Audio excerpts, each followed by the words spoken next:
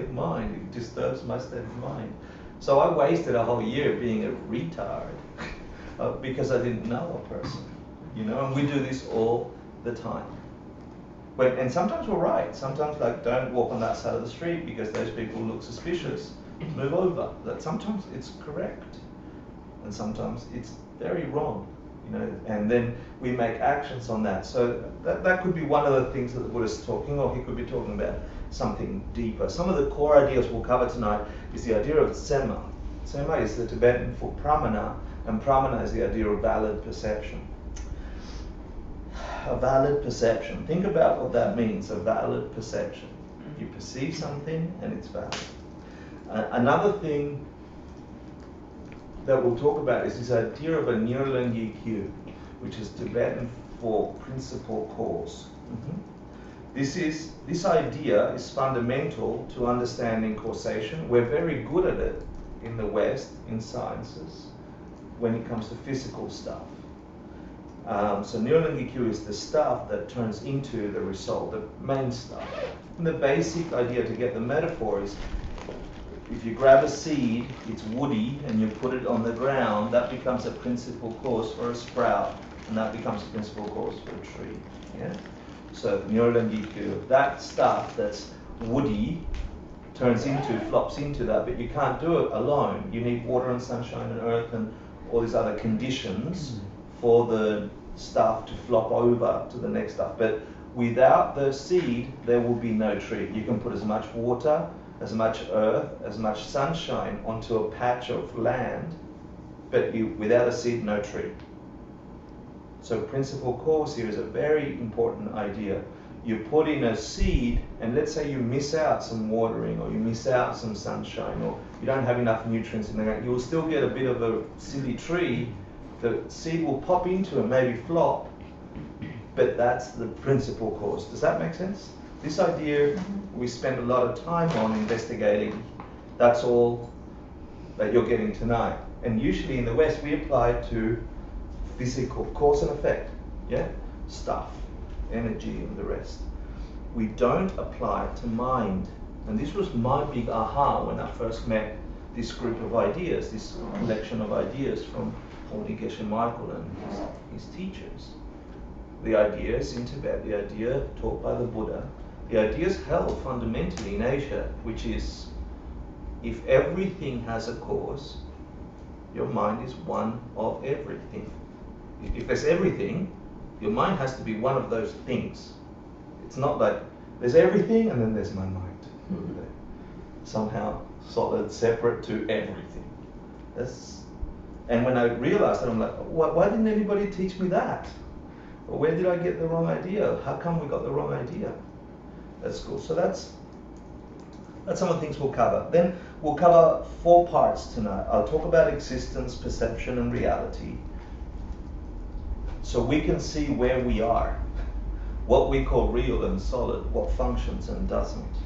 And we'll talk a little bit about the Buddha as a being, his insights, and into reality.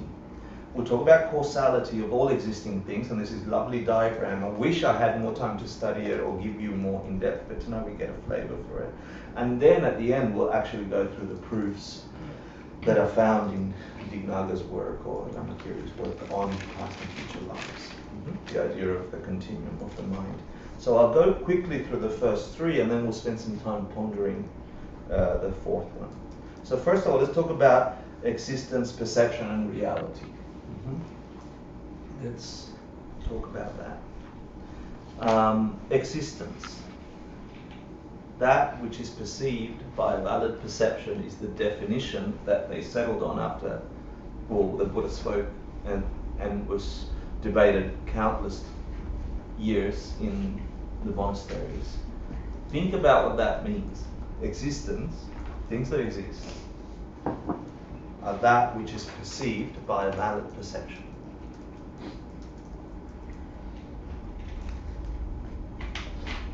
What about what doesn't exist? What about things that exist without a valid perception? You have to chew on that. Existence, the definition of things, your reality, yeah, is dependent not on something out there, but on your valid perception. If you've perceived that it exists, if nothing else, merely as a perception that it exists, it gives you a whole charge of meaning and connectivity and emotion and arising as a thing. So then we've got to think about, well, what's valid perception? And the definition of that is a fresh, unmistaken state of mind. Why fresh? Do anybody remember who did ACI 3, 4? Fresh because it's the first time you saw it, you have no... Yeah. So recollection gets out, yes. right? Recollection is not a fresh, valid perception. Okay, good. So it's like this idea of contact between a being and your perception. Yeah. So that's something unmistaken. Why unmistaken, and what's mistaken? Sorry, what makes it fresh again? Okay, good. What makes it fresh again? It's first contact, if you like. It's not a recollection or a rehashing or a reorganizing. It's a valid perception. Is if you lay eyes on me now, yeah, what are you seeing really? Are you seeing the memory of all the times you've seen me before and you're creating that Hector? Close your eyes and open your eyes again and really see the light on my face and really see the shades on my face. I'm not the same Hector you saw before. Your mind wants to tell you it is. Fresh is that. Yeah? Does that make sense? It's so hard, right, to talk about this. I try to do it every day. Yeah, right. I actually walk around the street doing that. I'm like, okay, this is the world now. This is the world now. This is the world now. People must think I'm a little silly, but especially in the subway. No, but sometimes it's so lovely to do that because it reminds you that, hold on, if this is the first time I saw that shape, you get a little glimpse at what really is there. Because as soon as a millisecond passes, you're already filling in the blanks. Yeah? You've created a back on me. I don't have one, really, in your first unmistaken perception. I don't have a back. You can't see. So would the fact that there's like an ever-changing reality, like in this relative reality, would that kind of be that, like, you're not the same as I remember you? Like, we'll investigate why there's a ever-changing reality. Okay. But let's just call it a pramana, tsema, a valid perception, is that fresh, unmistaken state of mind. And then Paul told us what mistaken could have been.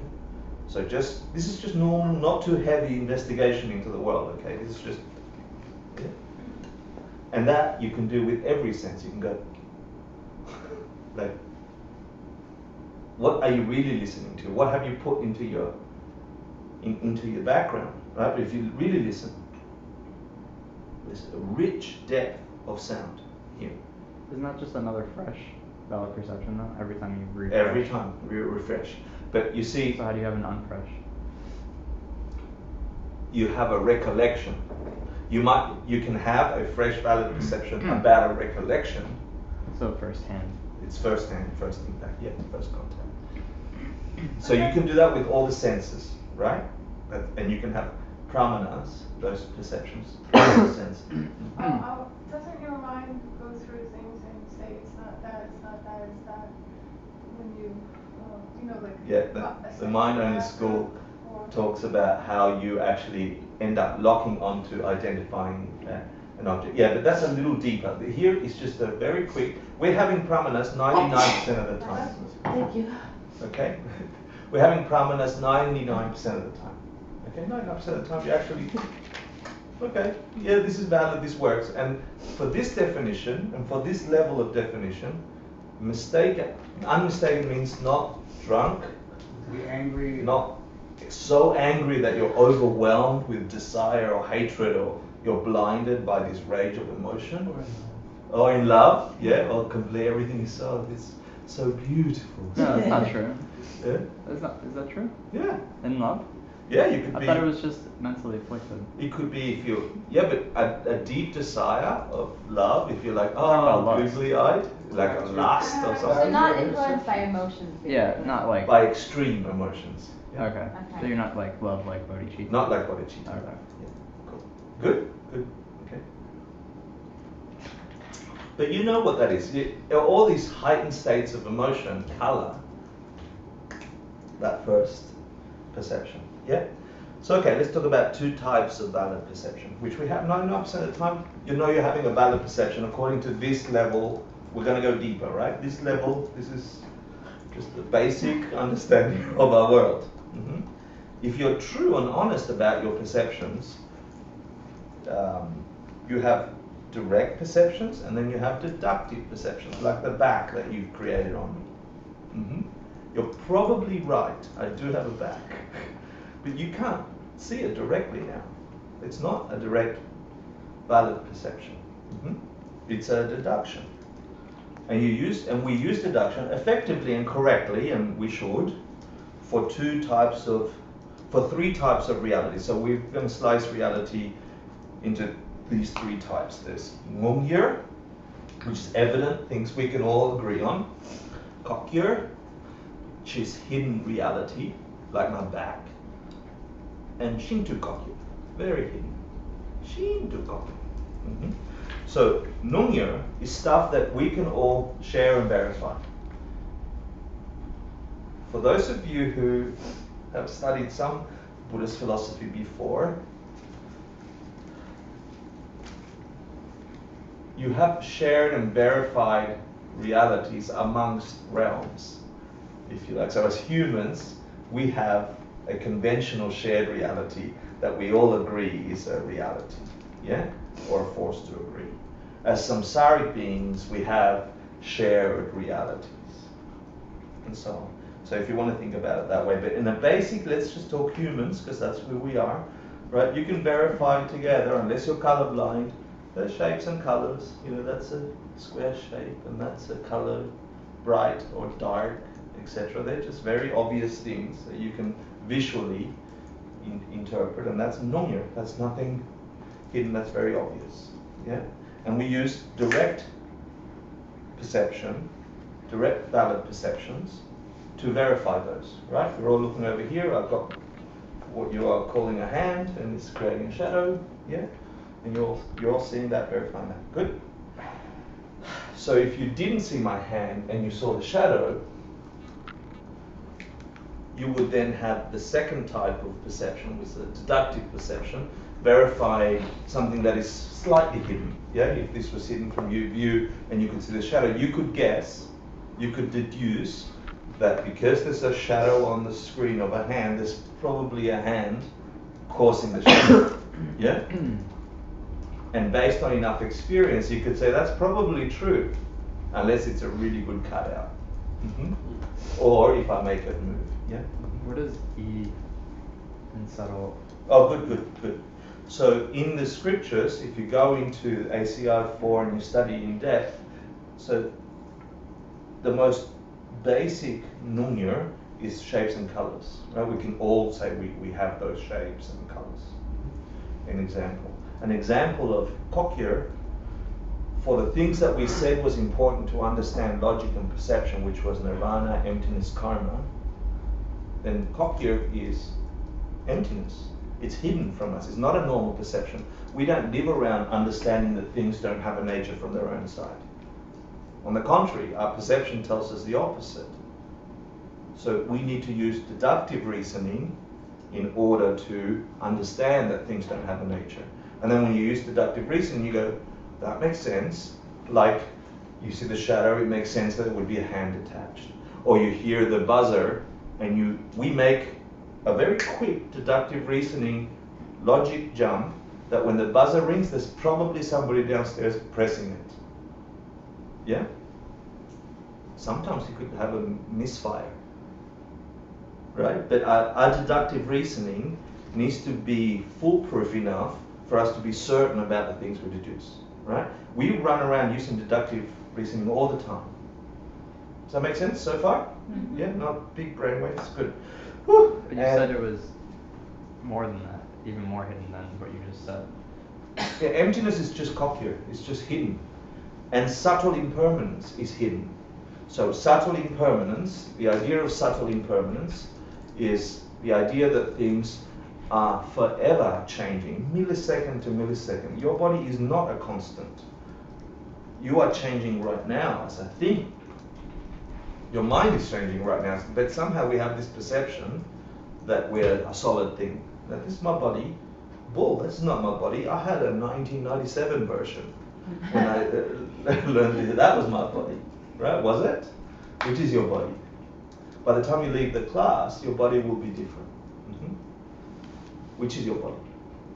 So understanding that, the subtle changes, and really knowing it and living by that knowledge, because that's the point of knowledge. You can have a life that's based on knowledge and wisdom, which should give you better results than a life that's based on not knowledge and wisdom.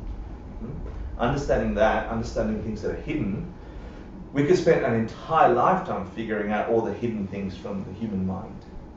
Yeah, but if we're going to spend any time at all investigating things that are cochlear, that are hidden, the Buddhists say, well, you better understand emptiness and you better understand subtle impermanence. And then Shinto cochlear, things that are very hidden, and I found this very interesting when I learned this, was that the subtle workings of karma are more hidden than emptiness. The subtle workings of why we are sitting in this room together as a group of entities, why this is 3 levels up from the ground floor. That makes sense too, because you can have a direct perception of emptiness.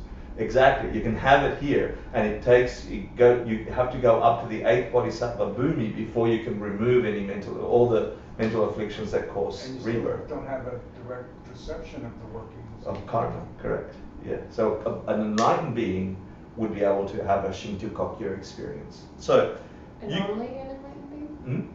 Only an enlightened being can experience a Shinto cochlear? in terms of the subtle workings of karma, yeah. That would be an example of very hidden. Yeah? I mean, that's how you become omniscient, right? That's why you become omniscient. Good. And we'll talk about omniscience in a second. The other thing that's interesting about this topic is you think about becoming a Buddha, becoming enlightened. We'll talk about that in a second. Going through a change, going through a path that is founded on wisdom and logic should take you places, right? You are changing anyway. But knowing what you're triggering that you're going to change into should give you, so understanding emptiness, for example, must have some kind of production, some kind of result, yeah, that would influence your every reality. Where was I going with that? Hold on.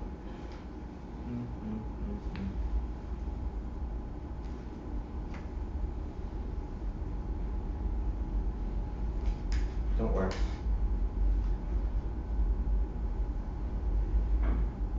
My fault, I forgot what I was going to say. Any other questions on that? So you understand now you've got 3 levels of reality: obvious, hidden, very hidden. We can verify the obvious one all the time. Oh, here's what I was about to say. With the hidden, we get hints from other people, and then we do some deductive reasoning, like the buzzer just rang and someone's going to press it. Yeah, Steve didn't know there was someone out there. Yeah, so now he's back in here. So that deductive reason doesn't always work.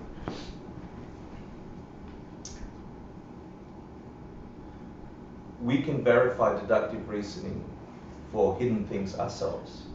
We can get an insight of subtle impermanence. You can have it as a quick realization if you're deep in meditation. You can have an insight intellectually on emptiness. You can have a direct experience of emptiness. But for the Shinto cochlear, for the very hidden, like we rely on an expert doctor, we must rely on an enlightened being to share that knowledge, because we really wouldn't have a clue. We really don't know. So when you go, and I'm not a doctor, but I know I'm sick, you know, so I go to the doctor and I'm coughing up phlegm. And I'm like, I'm coughing up phlegm. Nungyo, but the doctor and me. Yeah? I probably know enough that bugs cause phlegm for me, yeah, or virus and bacteria. And that's hidden, but I've learned it enough and I've been sick enough to know that. And he can verify that because he's a doctor. But then he might have insight because he is a doctor and he specializes in phlegm. Yeah. About the very specific type of bacteria that cause that specific kind of phlegm. There might be an epidemic that's gone around. He spends all his day thinking about phlegm and touching other people's phlegm and whatever. So I know. So when I turn up with my phlegm, he knows exactly how to help me. And I have to trust him because I'm not him. I don't spend my time knowing phlegm. Sorry for the bad example. But you get the idea. For Shinto Kokya stuff, like the subtle workings of karma, the only thing we can really go and grasp to for understanding is a Buddha, an enlightened being. Someone that we perceive correctly to be an enlightened being. So here's the next question. Can you have a pramana towards a Buddha? Can you have a valid perception that a Buddha, a being who woke up from our state to a state of freedom, assuming you are who I perceive you to be, can we have that kind of sema? Can we have that kind of pramana? Think about it. Sure you can. Of course you can, right? Is it a valid perception to perceive that a being can be free from suffering? Could you possibly have a valid perception like those beings around the Buddha or at the time of the Buddha, that here's normal Shmo turned correct, turned Buddha, turned awakened. They did something and then ding. Could you have that valid perception? Yes. Wow. What about towards yourself? Can you have a pramana that you have awakened? Can you have a pramana that you are different to what you were before? Yeah, you do that all the time. You do all the time, right? I had the 1997 version. Yeah. Now I've got this version. It's much better. Not. Yeah, naturally it is. So can you have a pramana that you are a different being? You know? So what I urge you to do for the next hour or so is think about these ideas. Now we're going more into the idea of mind and consciousness, okay? We'll go a little bit about what it is to be a Buddha, why a Buddha is someone trustworthy or someone we should listen to, for example. And if you were that being, is that a possible thing? So what I'd like you to think about in the next hour as I share some stuff is you can interpret this class in two ways. You can interpret this class on proof of future lives as you in tomorrow's edition of you. That's your future life, really. You know, because it's not the now life. So what's the causes for you in this future you? Next week's edition of you. Next year's edition of you. Next 5 years edition of you. Next 10 years edition of you. Now we get into the realm where some of us might exit 20 years edition of you, 30 years edition of you, 40 years edition of you, and then 50 years edition of you. What edition is coming? What one do you produce? What is your future life? Yeah? Because if everything has a cause, and we do that next week, we'll find out what is the cause of the next edition of you, tomorrow's edition, 20 years edition. So that's one way you can think about this content. This is important. The next thing you can think about is a longer version. Do you continue? Have you ever wondered where you go when you die? Well, if you continue, what produces that? We'll talk about that towards the end. Yeah? Forget that. The mind of you, the thing perceiving. If everything has a cause, what caused that? To have this particular color, this particular flavor. Is it self-existent? You've investigated into Kokya. You know it doesn't have a flavor of its own side, that this flavor is imputed upon it. What made that flavor? Can it be a different flavor? Does it have to be vanilla? Doesn't have to be vanilla or chocolate. Yeah? It can be tutti frutti. So then you're here, if you go to the, so think about that, you can think about these ideas for my future life next week, or my future lives and my mental life, my inner world, my secret world, my magic world. So this is yeah. So I'm sorry, what's pramana again? Pramana is a valid perception, which is a tsema. Okay, Yeah, got it. tsema is Tibetan.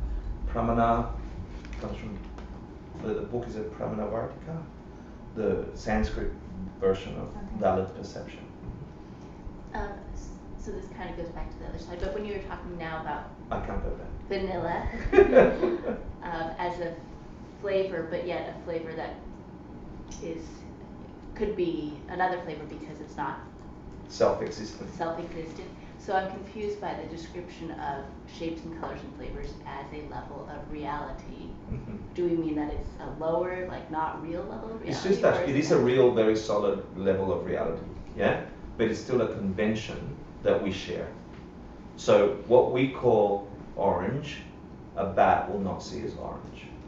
We know that from our measurements to find out what's hidden, yeah? So we have machines to tell us that the cornea of a bat, they don't even see it, they have a sense of that thing not as a color but as a 3D thing, as a echo. Does it mean it's not orange? Not for the bat. Yeah. So as humans, we share that level of reality. We can function in that level of reality because we share it.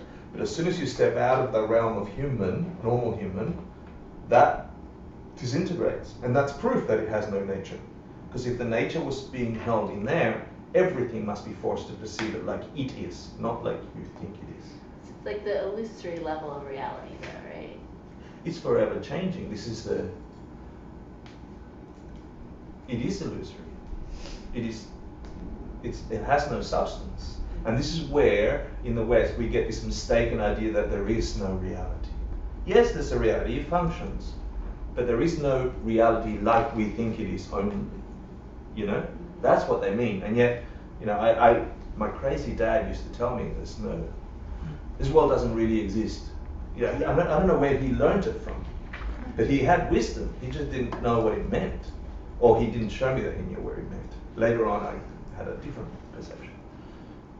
Does that answer your question? I'll struggle with that a little longer because Yeah, what your dad said seems to be a logical conclusion from the understanding that everything is empty, but Yeah, but but kind of a subtle. an empty bus can run you over and kill you. Right. So don't tell me it doesn't exist, Right. Dad. Right. It does exist, so move out of the bus. Unless you're Superman, you know? So maybe for a little ant crossing the road, the big bus won't kill you. So did the bus cause killing, you know? Right. Not for the ant, yes for me. There's a book called The Proof of Other People by Dharmakirti, and I haven't read it yet, but you should. Yeah, you should. Mm. I would suggest it for what exists.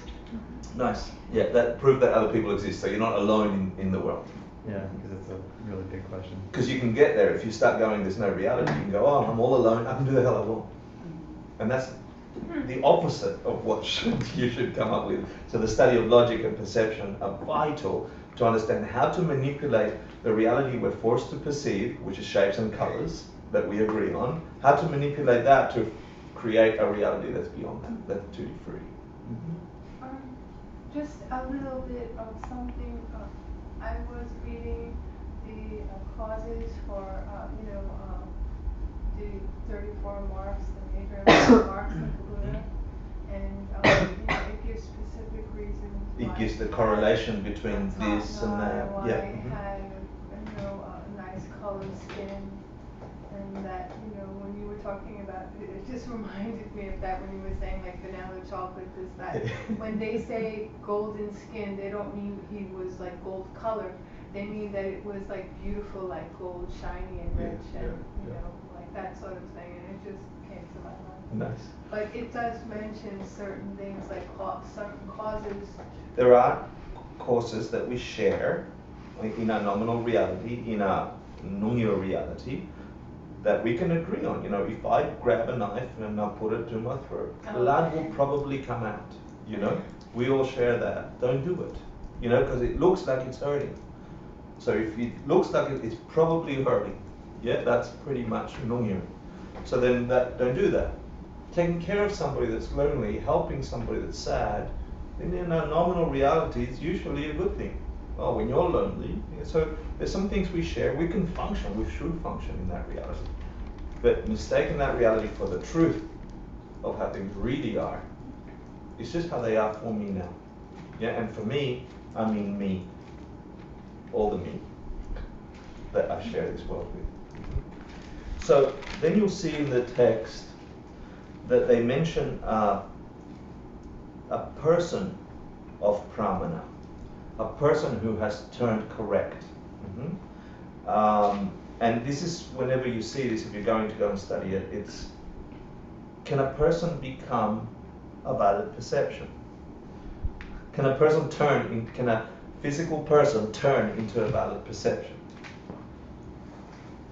You can give me the obvious answer, which, like, just give me a nominal answer.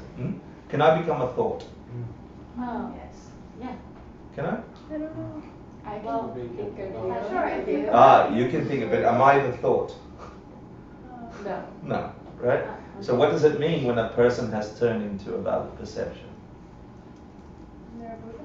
Yeah, it just means, it's just another word for saying the Buddha. Okay, so if you go and do the readings, don't get mixed up that somehow you're going to turn into thought. I'm trying to avoid you going there.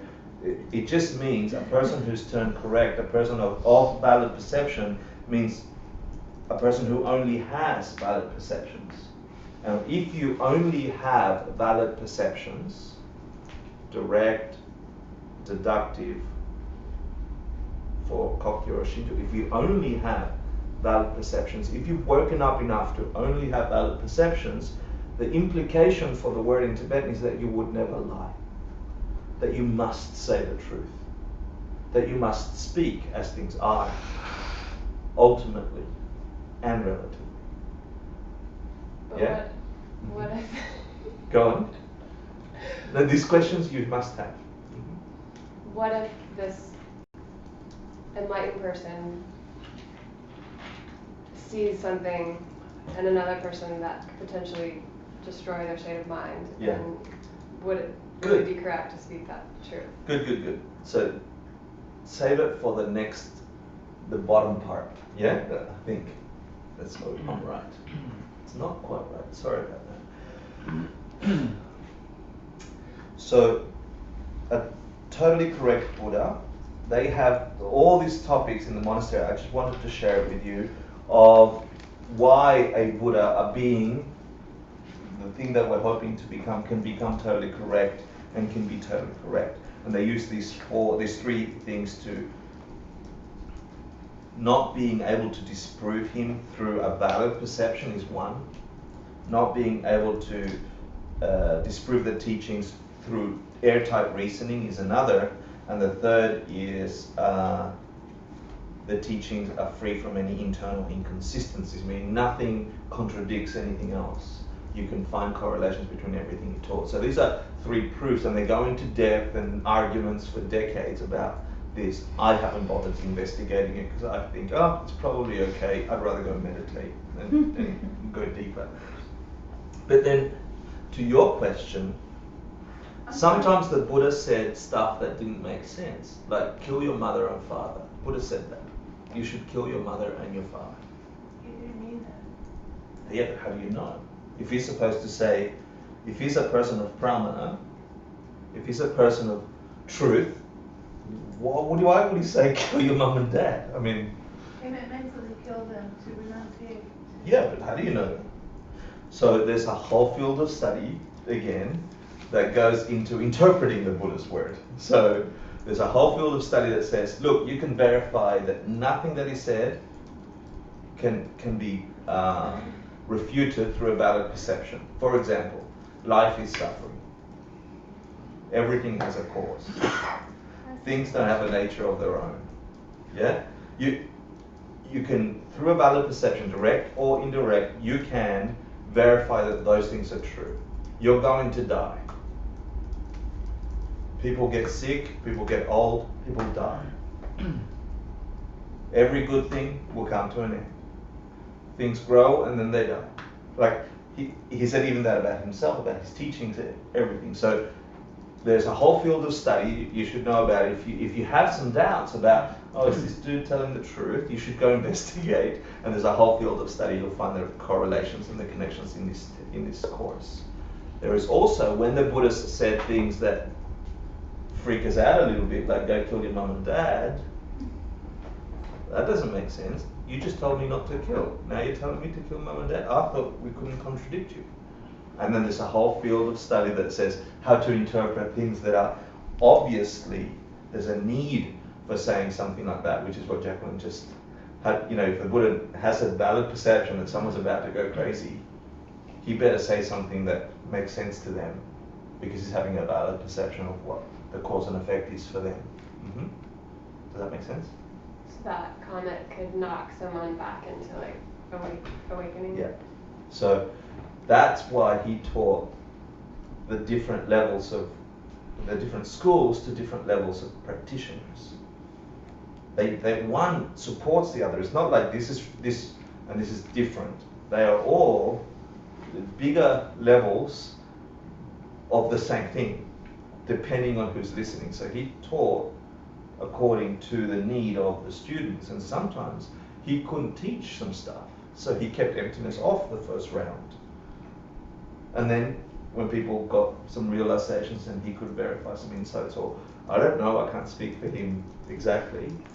What I'm saying is that there's a field of study that says you can go debating everything he said, and it can be proven that it can't be disproven directly or through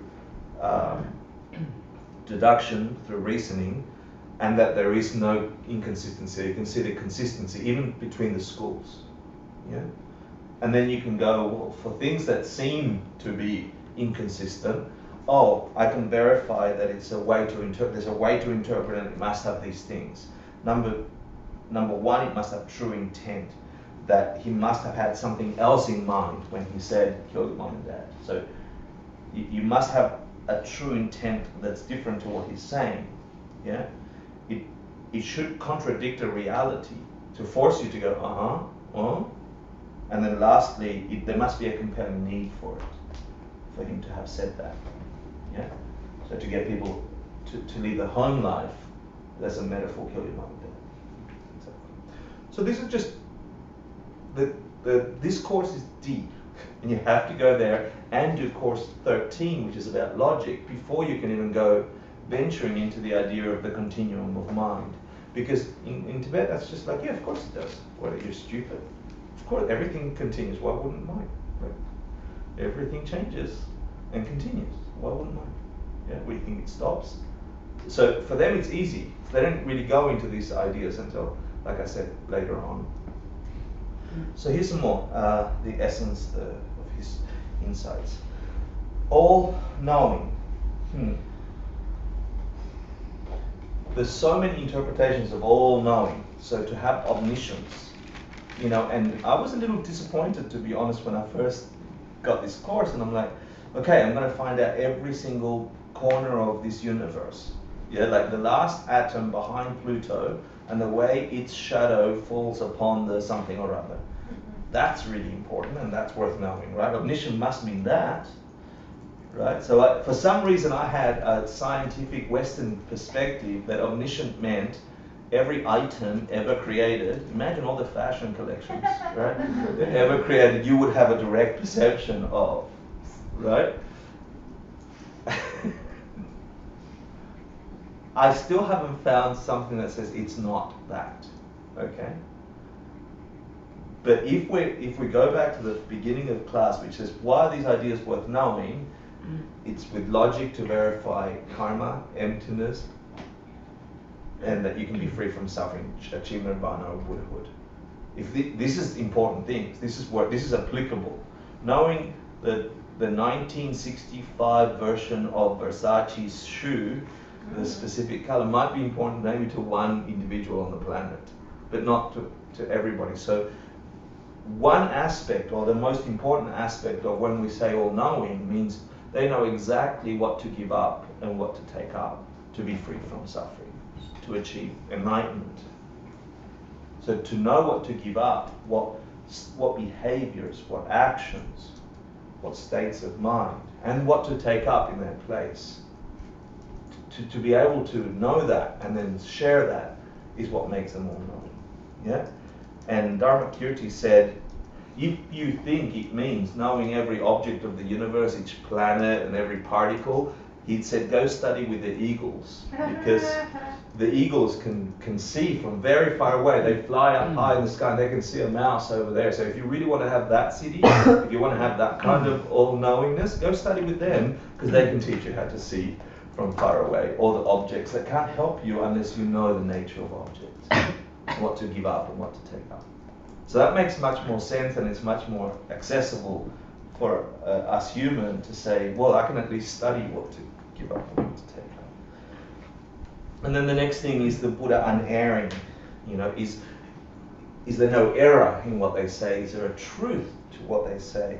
So one of the ideas that you'll see throughout this course is that out of all the beings that were teaching or that have taught the state of the nation, the state of our universe, the state of our existence, they were so precise about, the Buddha was so precise about the first of the noble or ideal truths, that the nature of life is suffering, the suffering of change, yeah, the suffering of suffering, and the all-pervasive suffering. He described it so perfectly to our condition that it's irrefutable, it's unerring.